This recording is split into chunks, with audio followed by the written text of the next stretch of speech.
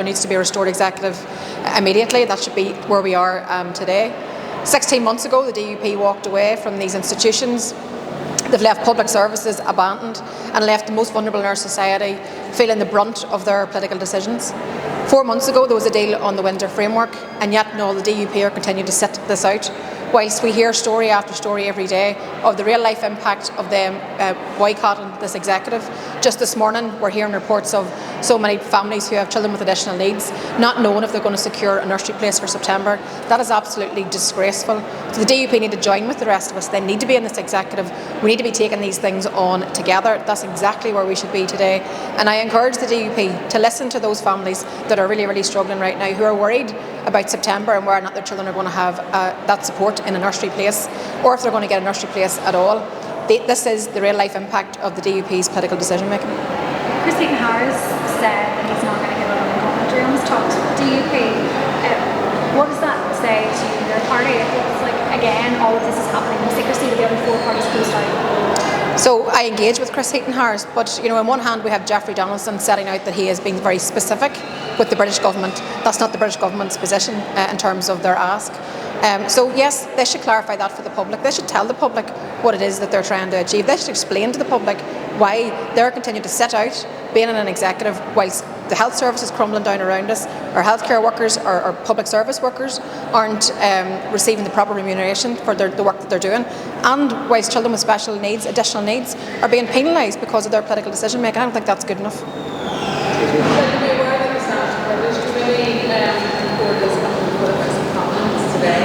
MPs going to vote on it. We're not clear at this stage what the DUP are going to do. Would you be urging them to vote in favour of this report, and do you understand why they're not saying? Well, I'm not going to comment on what's happening in Westminster. That's for them to resolve. But I am very clear around Boris Johnson's role, the fact that he's been disastrous from start to finish. Is Chris Harris doing enough? I made that comment today. It's not going to be enough.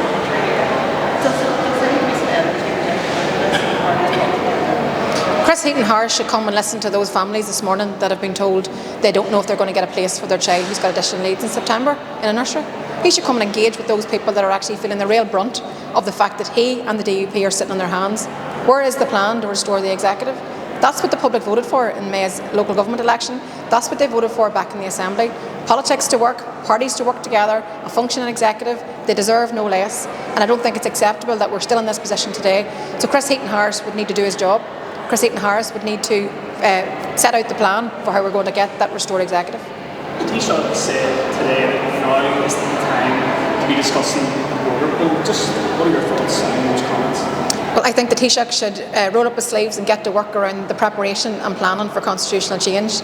Let's have a really healthy, informed debate around what the future could look like, how it could be better for everybody who shares this island. So I would encourage the Taoiseach to actually take a role of responsibility in terms of planning for constitutional change. Have the Citizens' Assembly. Let's talk about the health service in the event of constitutional change. Let's talk about what education looks like, what the economy looks like, the benefits that it could bring. And I think that's where all of his energy should be better placed.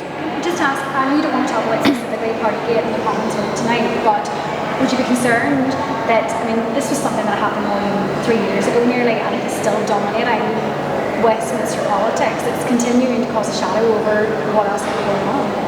Well, I think the Tories have been bad for everybody throughout all of their tenure. Look at the complete mess. Previous Prime Ministers crashing the economy. Later this week we're going to hear more about mortgage hikes, interest rate hikes. That's affecting people's lives. So while the Tories get on with their mess and their internal wranglings and their battling, their bravado and all those things, it's real people's lives are being impacted by their decision making. This is why I think that we have to look towards the future and something better for us all, and I think that's going to be found in constitutional change, and that's why I think the Taoiseach should get on with the work of planning for constitutional change, and let's do the prep work. But the legacy legislation itself is fundamentally flawed and it's unamendable, so any of these amendments that are brought forward have done nothing, only add insult to injury. Any amendments that they bring forward in this legislation will not work. They don't cut it. All the human rights organisations are very clear on that, all the victims groups are very clear on that, and indeed all the political parties are clear on that. We know what this legislation is about. It's about the British government covering up their role in conflict here in Ireland, and that's the bottom line of it. This is not about the needs of victims, this is not about healing wounds of the past, this is not about trying to help families to get to the point where they want to in terms of truth and justice. This is solely about the British government covering up its role in conflict.